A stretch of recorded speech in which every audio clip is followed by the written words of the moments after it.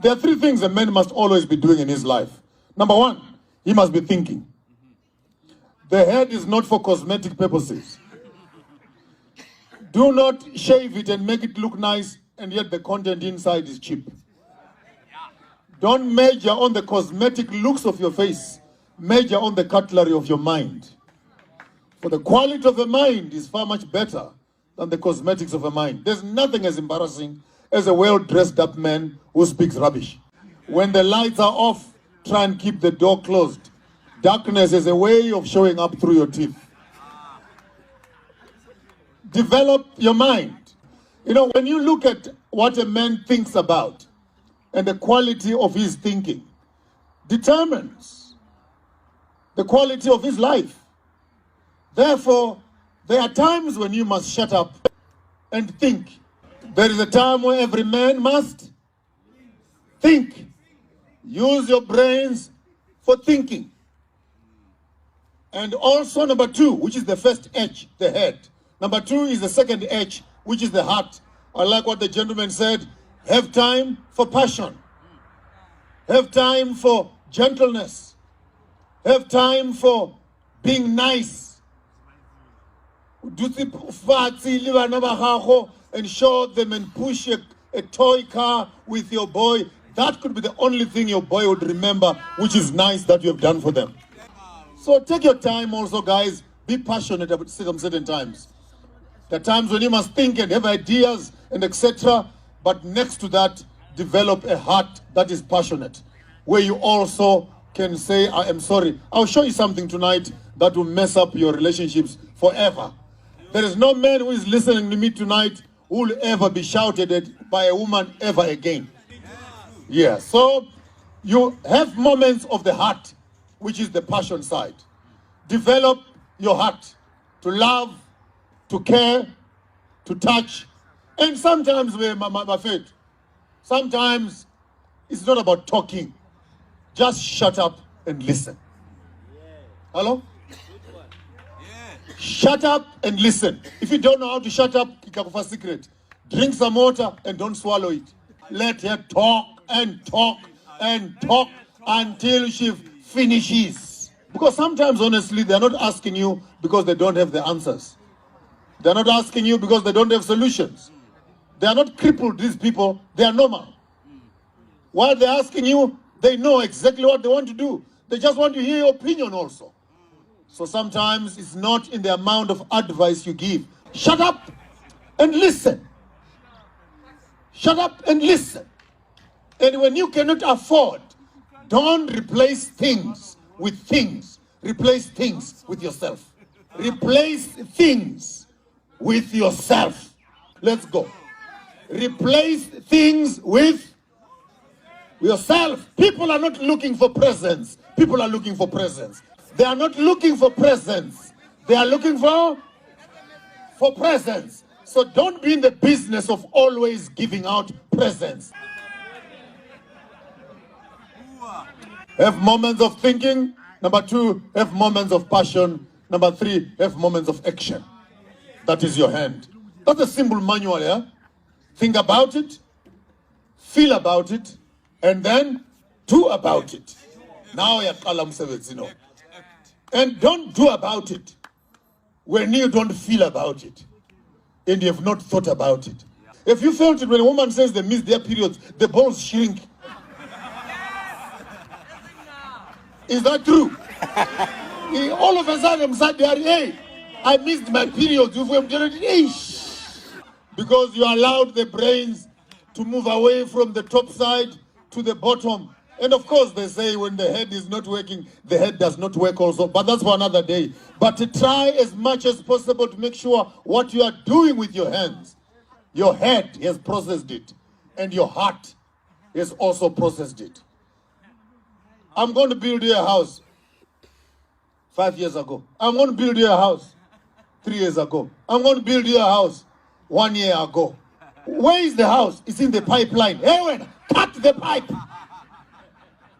You can't be thinking and planning forever. There must be a thinking, there must be a feeling, and there must be a doing. Let me give you a secret, good people. many of us were in trouble. We talk too much. You overpromise and underdeliver. You would rather underpromise and overdeliver than overpromising and underdelivering. Is that making sense? That's phase number one on how do we process ourselves as men. We need men with brains. Number two, we need men with hearts. Number three, we need men with hands. And having said that, you need to know where the head must work, when and where the heart must work, when and where the hands must work. Can I leave that for intelligent people? And every man in the morning when you wake up, you must make sure that you visit those three departments. Visit your mind. Unfortunately, some of you who take more, you are there less of the times, but when you come back here, visit your mind. Visit your mind. And once every day, visit your heart. Come on, visit your heart. Hug your child. Kiss them if you can. Hold them if you can. Visit your head, gentlemen. Visit your heart, gentlemen. Visit your hands. That gives us the first section. Second section. Put your hand on your head again. That is your farm. Come on, say, this is my farm. I'm going to farmers of thought now. This is my farm. Put your hands on the middle line and say, this is my farm. And then step on the ground underneath you and say, this is my farm. There are three estates every man has when he is born. The first estate is the estate of the mind. What is the quality of soil do you have between your two ears? What is the quality of ground do you have between your two ears? Of all the wars that have been fought on the face of the earth, the biggest of them all is between your two ears. It's people fighting over the estate of your mind. To own what you think. Because when the face is beautiful and the software is not working, hardware always suffers. And he who controls the software has ability to control the hardware. This is a private property, no illegal immigrants, no 99-year lease. This is private property. Private property. Unfortunately, our generation, amongst most of us men, particularly those of us who have gone to school for proliferation, academic, sharpening, and etc., we are the most disadvantaged. Because we've been so educated away from ourselves.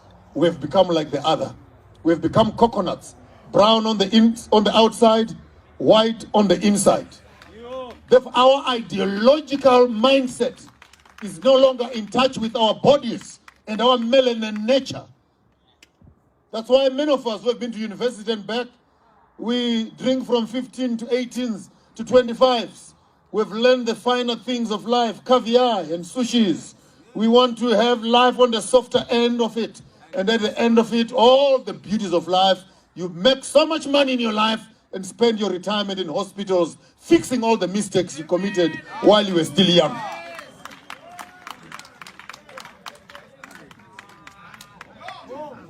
If I could be a preacher, I would say, young men, enjoy the days of your youth as much as you can. Just be prepared when you get old, you pay back for everything that you committed. The first estate is the estate of the mind. How do you think? What quality of thoughts are you processing? What kind of crops are you planting in your mental farm? And he who plants in your farm has permission to harvest from it.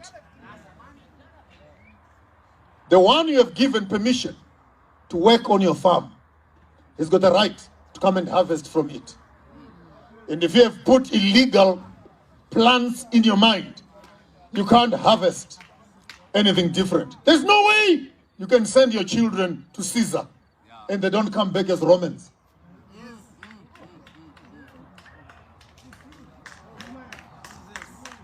Where did you think, how did you think this was going to pan itself out? And if we are not careful in the way in which we assist each other to think as men, we may not go very far, because the software that we're using, it is a corrupted software. And in many cases, that software does not relate to us as Africans. The second estate is the estate of reproduction. It also grows grass, like the other land on the top side. It also grows grass. This other one is a different kind of an estate. It's the estate of reproduction. Every man, when you hold your balls, you are holding your ancestors.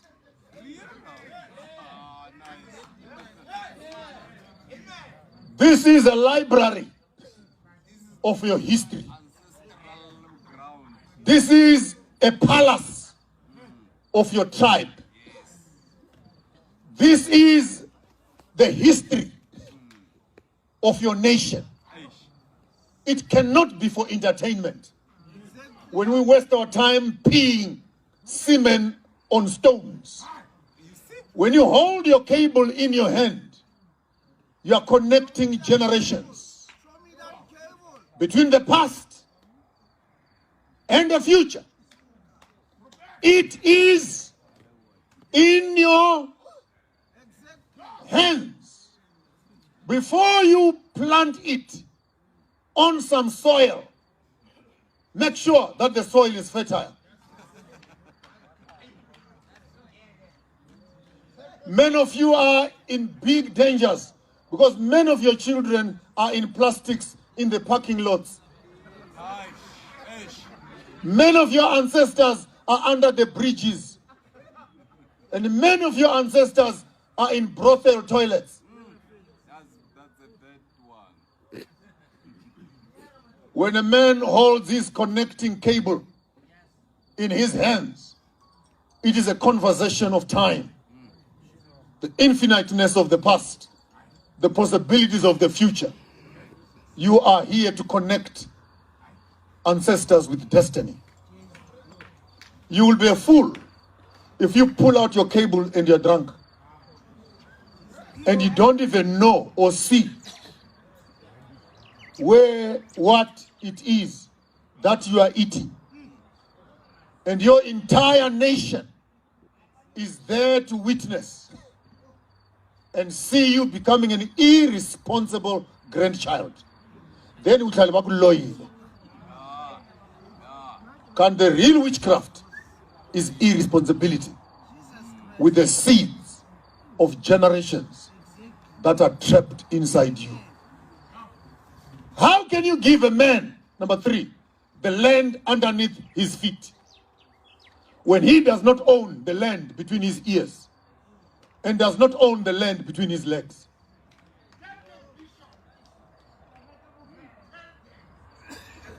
How do you give a man land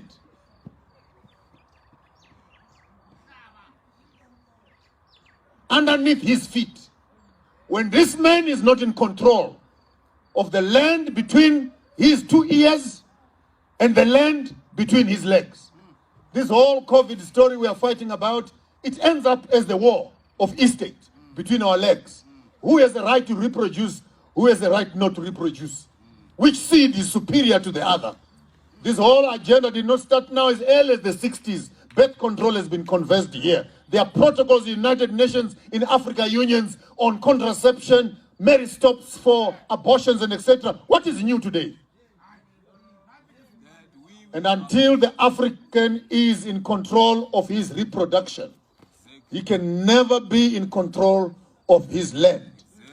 Because the white man has already made it possible that he is not in control of his brains. Thank you, Bishop. Thank you, Bishop. Thank you. Tell us.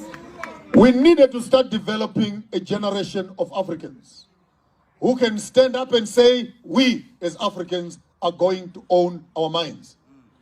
Information, education, harvesting indigenous knowledge systems, coming together as Africans, owning the value chains. Brothers, where's the cabbage? Omungwe agabule a shop in town where the cabbages are being sold. Omungwe agavule takeaway where the cabbages are being bought. Create a value chain. And we move our money from one hand to the other. The Jews do it 7 times amongst themselves. The Indians do 4 to 5 times. The Africans, 15 minutes. The money comes to the location, it disappears. High blood pressure,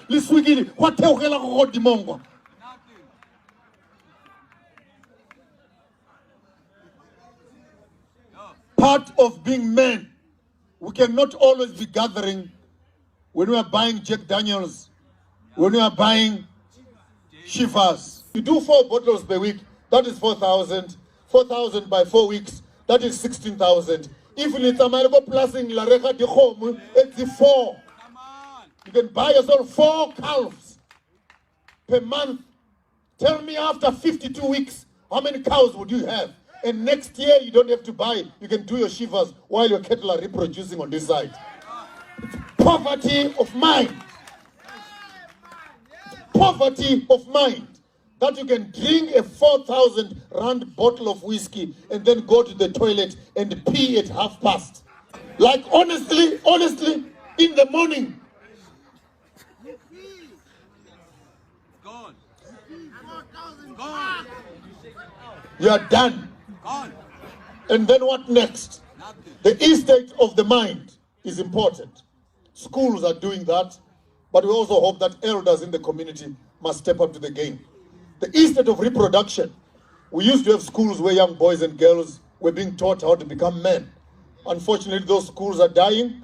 They're being replaced by pornography, by video games, by other things where our children are now learning new trades of running their own lives.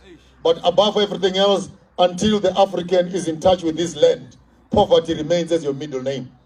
We don't need land, not only to plow food. We need land for housing. We need land for mining. We want land for food reproduction. We want land to access our sacred sites also. We want land because we don't own our land. Our land owns us. From it we have come. To it we shall return. If an African does not own his land owns him. Take note from me. Every man here tonight must go back home and he must get 2 wives.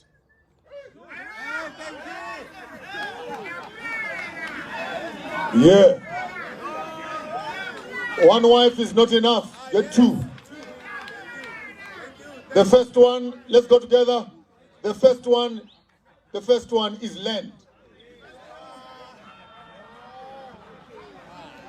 And then the next one is the one that you make pregnant. Follow me carefully. You cannot make a woman pregnant before the land is pregnant. You are heading for poverty. Those of you who are Christians, it is Eden, it is Adam, then it is Eve. Without Eden, it's illegal to have an Eve. Without land, it's illegal to reproduce. That's why lions, when they reach a new territory, they get to a bush.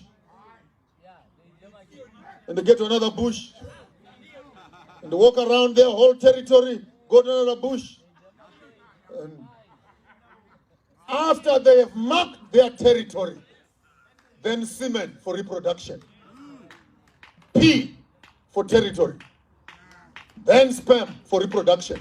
How dare you as a man, you start reproducing before you mark your territory? Without land, it is illegal to reproduce. Otherwise, we're producing slaves for ourselves. When your children have done wrong in school, call them. You want to know what happened in my house? Paulane might tell you the other day, I built myself a throne in my house, of course, for the purpose of royalty. Then I sat on my chair one night, first night actually. Then my daughter was bringing supper for me, and she found me sitting on my chair with a stick in my hand. Now, she got confused. She did not know whether to kneel down to give me the food or to stand, but I could see the chaos that I had created in those few moments.